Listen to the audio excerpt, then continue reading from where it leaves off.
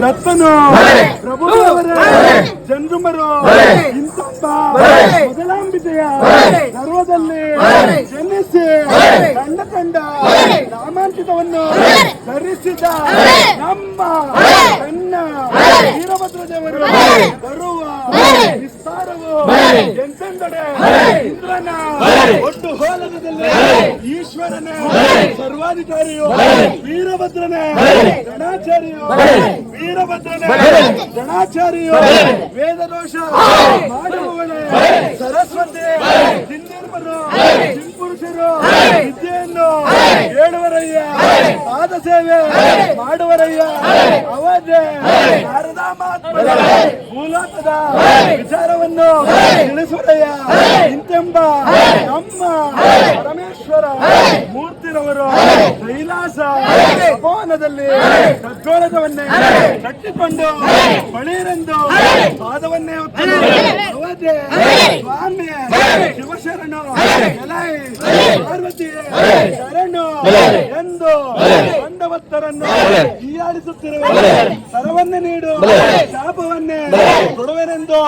ಹೇಳಲು ಅವಧೆ ನಮ್ಮ ಪರಮೇಶ್ವರ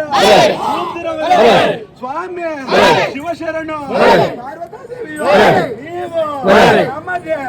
ಏನೆಂದು ಶಾಪವನ್ನೇ ಕೊಡುವರಯ್ಯ ಎಂದು ಹೇಳಲು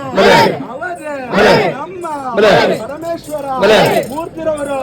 ನೀನು ಈ ಕಲಿಯುಗದಲ್ಲಿ ದೈತ್ಯಾದಿ ಹುಟ್ಟೆಂದು ಹೇಳಲು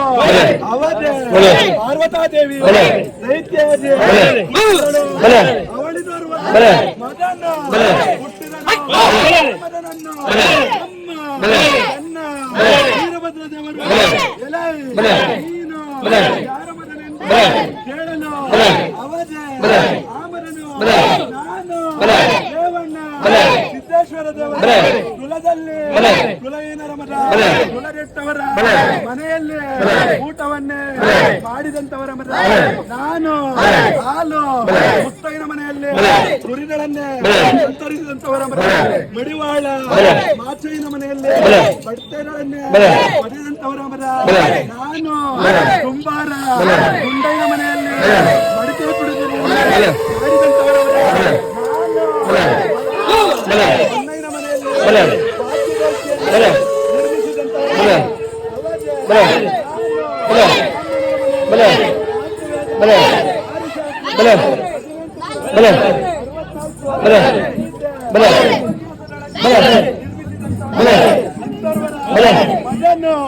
ಹೇಳುತ್ತಿರುವ ಚರ್ಚೆಗಳು ಏನೆಂದರೆ ಆಚಾರ್ಯ ಅನಾಚಾರ್ಯ ಶಿವಾಚಾರ್ಯ ಚಂದ್ರಾಚಾರ್ಯ ಹೇಳುತ್ತಿರುವ